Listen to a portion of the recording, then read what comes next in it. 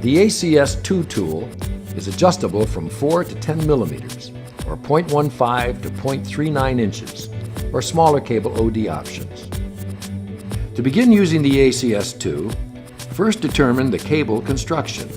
Multi-fiber cable construction may have a strength member that is internal and adjacent to the fibers, or external and adjacent to the armor and jacket. Determining the cable construction may aid in preventing tool damage. Once the cable construction is determined, set the blade. The ACS2 will be shipped with the slitting blade retracted.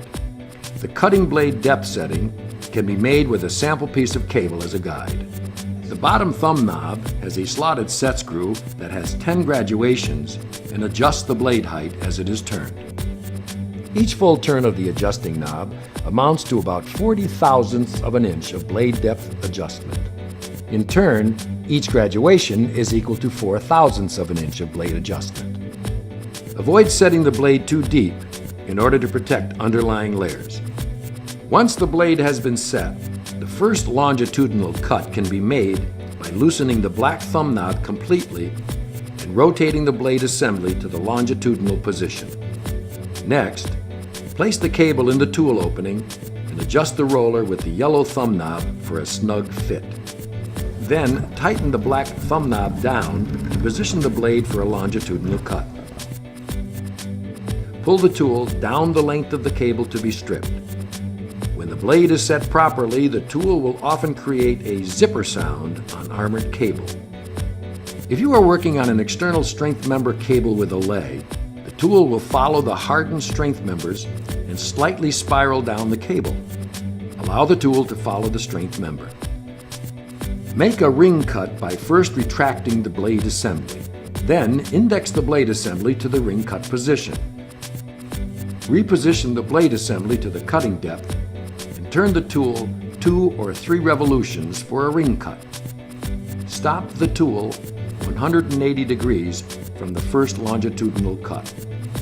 Index the blade assembly back to longitudinal and proceed to make the second longitudinal cut back to the start point. At the end of this cut, make a second ring cut in the same manner as the first.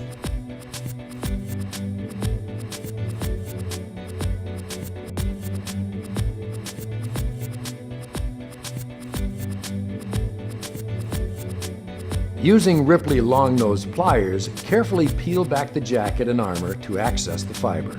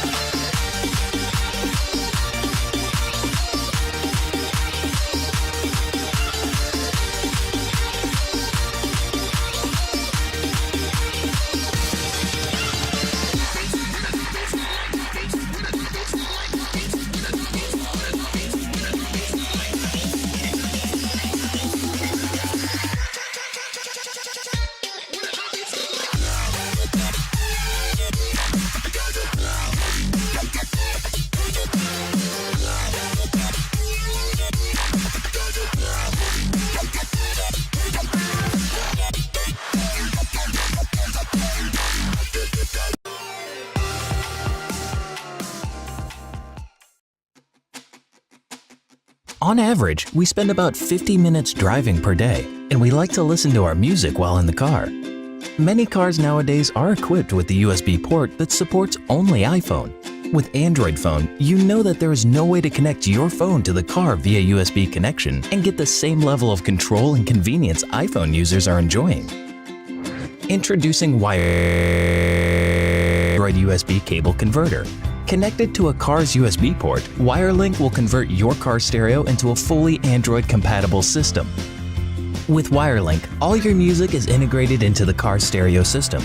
All you need is to connect the WireLink to your phone and play the music. Use web radio, Spotify, Google Music, or any other apps of your choice with the best digital sound quality possible. Once you are connected, you don't have to pick up your phone. You can change tracks, playlists, stations, and navigate your music with car stereo buttons or steering wheel. That makes it easy and safe to use your Android phone for music while driving. My name is Dmitry Borisov. I'm a founder of Grom Audio. As the car audio enthusiast, I keep seeing the frustration that people have while trying to connect their Android phones to the vehicle. We decided to change that. We designed the WireLink, which helps to solve exactly this problem. It connects your Android phone to almost any vehicle 2008 and up, so you can focus on driving and keep the beats rolling. From the outside, it looks like a regular USB cable, but inside it's not. We engineered a small and powerful processor which connects any Android phone to your car seamlessly in seconds. Besides being smart, WireLink is also sturdy and modern. Made with nylon braid, WireLink cable is tangle-free and very durable.